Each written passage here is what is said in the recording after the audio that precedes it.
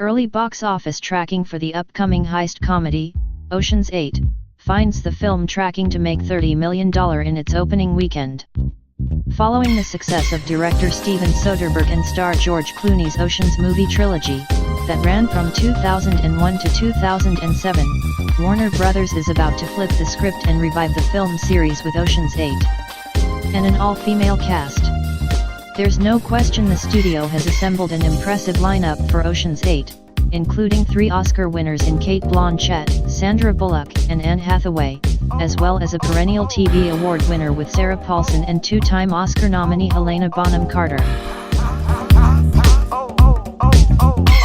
Clooney's film series, of course, began with Ocean's 11, a remake of the 1960 Rat Pack classic, which proved to be the most successful endeavor of the 3 films in the trilogy with a smashing global cume of $450.7 million worldwide.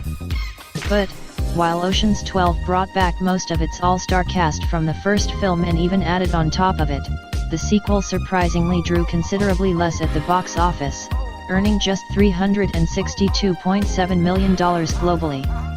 Interestingly, while the global take didn't drop nearly as much for Ocean's 13, which grossed $311.3 million, the Ocean's franchise was set adrift, primarily due to Bernie Mac's untimely death in 2008, until director Gary Ross came up with the refreshing idea of bringing together a cast of female heavy hitters together for a completely new heist picture.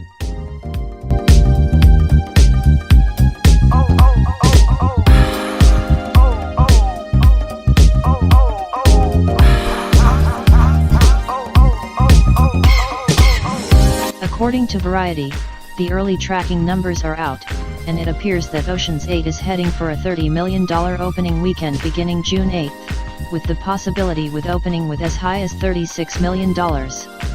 If the estimates hold up, that's a very solid debut for the film, considering that it has a reported production budget of $70 million. And while the numbers aren't of the blockbuster type, Variety noted that, since the film is likely to draw an older demographic, audiences will continue to turn out for the film, depending on reviews and word of mouth, of course.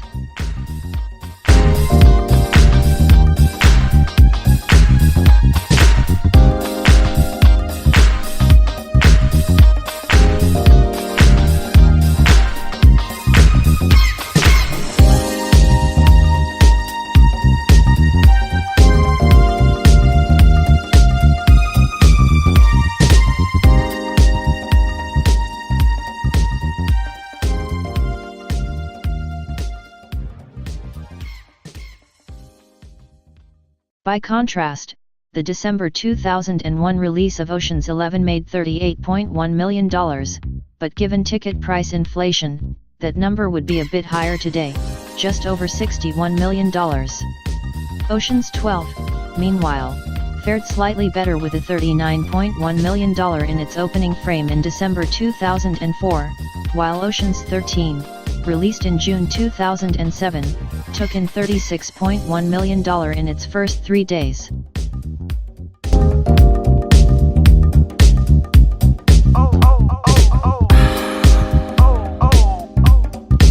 The big question now is, can Ocean's 8 carry on the tradition of its predecessors and earn enough money to spur a trilogy of its own? In a sense, Ocean's 8 is a spiritual sequel to the Ocean's trilogy in that Bullock plays Debbie Ocean, the estranged sister of Clooney's Danny Ocean. So, it has the Ocean's brand and family going for it out of the gate.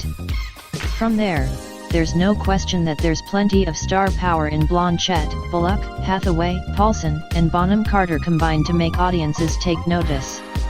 The inclusion of singer Rihanna, meanwhile, should be helpful in attracting a younger demo, while a potential Matt Damon cameo should help drum up the nostalgia of the original films.